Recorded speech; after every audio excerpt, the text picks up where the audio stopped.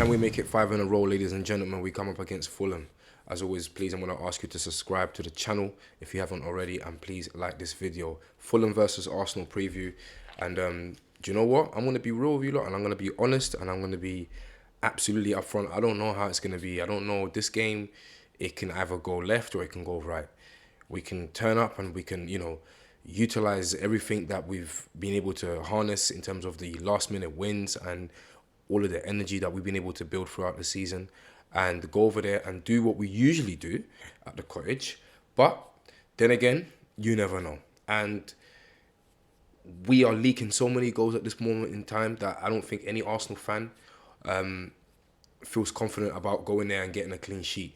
Again, having said that, we do have an amazing away record this season. We've got the best away record this season.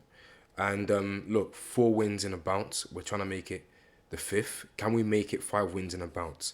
It's going to be an interesting one because Fulham have, they've got some ex-Arsenal players. They've got a current Arsenal player who's on loan, who's obviously Cedric, of course. And it's interesting. Ultimately, look, I'm going to predict a 2-1 win. And I think that we ultimately will do it. We're used to playing at the cottage. They've got literally no wins against us in 9 complete games. Lost 7, drawn 2. So they've got good form in the league, of course. Fulham's been doing fantastic in the league. I just think, again, looking at it on paper, from an aspect of on paper, we've got too much for Fulham. It's going to be interesting because talking about the players, that have played for Arsenal in that squad, you've got Willian, and Willian looks like he's turned things around. He looks like he's galvanized himself, and he's doing well. I can't lie, I can't knock it, and I can't hate it. He's he's always been a great player. He's always been a fantastic player. Seen recently that he's talking about he regrets leaving Chelsea to come to Arsenal and all of that jazz.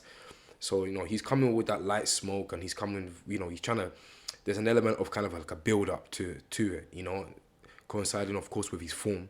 So we're gonna have to go there and keep him quiet. I think that we can do it with our fullbacks and overall with our defense, But we just need to make sure that we defend as a unit. We need to make sure that we get back to the main principles of defending. We need to make sure that we in this game we perform in a way where we have to give the aura and we have to give that vibe that we're back in terms of a defense, solid defense platform, and then continuing to build on and continuing to evolve in an offensive side of it.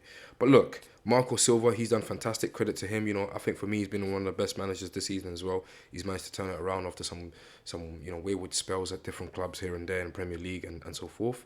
Like I said, Bernd Leno as well, one of the ex-players who's been playing fantastic at Fulham. It's going to be interesting for the guys to see him again and to play against him. So they're going to have more than enough motivation. I feel like people like Bernd Leno, it's going to be more of a thing where, he kind of wants probably Arsenal to win the league, innit? He probably said, I played for Arsenal, they were all right with me in terms of, when I was doing my best and so forth, prior to Ramsey arriving. But people like Willian, he's probably got something up you get me? He's probably feeling some sort of how it kind of ended and some sort of hatred, not hatred, but some sort of, a sour feeling towards Arsenal, and he's going to probably want to play out of his skin. And as I always say in my videos, they're playing against Arsenal, and you know how people just like to play their lives out when they're playing against Arsenal. So, yeah, man. We've won most of the away... We've won all... Arsenal have won this season all of the 4 away derbies that we've had in the Premier League. So in terms of London derbies and London games... so that's going to be against Tottenham. That's going to be against Brentford. We beat Brentford away as well. That's going to be against who else? I think it's West Ham. Did we play West Ham away? I'm not sure. I think we did. But yeah, we've won them all. So I'm confident in a sense, and I'm looking forward to it in a sense. But you always have that nerve because again, leaking goals. I think in terms of the starting 11, which we're going to go into now, is going to be interesting. You can kind of nail down more or less who's going to play, but there are some interesting situations going on in terms of injuries and so forth. So you're not really 100%. Mikel Arteta, his main players, he likes to trust his main players, and he likes to, really give his main players the benefit of the doubt and play them when they're fit to play. But you're looking at rotation. You're looking at there could be some jaggedness from the Sporting game. There could be some some niggles here and there. It's a crazy one because having said all of that, I still think Saka's going to start. So let's go into it. In terms of the starting level, we're going to see the main, obviously, guys coming back into the fold. So in goal, we're going to have Ramsdale. The back four, again, pretty much sorts itself out. Zinchenko on the left, Gabriel Martinelli next to him. Gabriel Magalhaes next to him. William Saliba on the right-hand side, centre-back. And Benny Blanco, Benny White, right-hand side. Midfield, again, pretty much sorts itself out except the Odegaard situation. Odegaard looks like he's recovering from his illness and he's going to be like a late fitness kind of scenario. So we wait and see. But behind that position, there's going to be obviously Partey and Xhaka. Make no mistake, I think Jorginho's not going to play in this game. Maybe he comes on second half, but I think we'll go back to the main starters, which is obviously Partey and Xhaka. If Odegaard does start, that's great news. The captain is important for him to start. He's been playing well. If he doesn't, I can see Smith Rowe slotting into that position. But for me, I would go Odegaard. And I'm sure, he'll obviously be prioritised in Mikel Arteta's eyes. On the left-hand side, I see Nelson starting again. I think Nelson, coming back into the Prem, I think going to give him a little bit of a chance to kind of, really stretch his minutes a bit more and, see what he can bring to the table.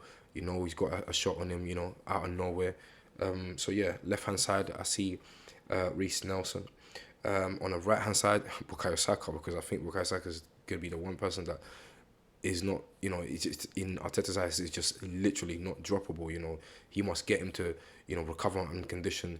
There must be that super focus, the most focus on Saka when it comes to recovery and condition, because Mikel Arteta needs him to play every single game. He's already said it. You're going to play 50, 60, 70 games. How many games we need to play, you're going to play in them. You're always going to start.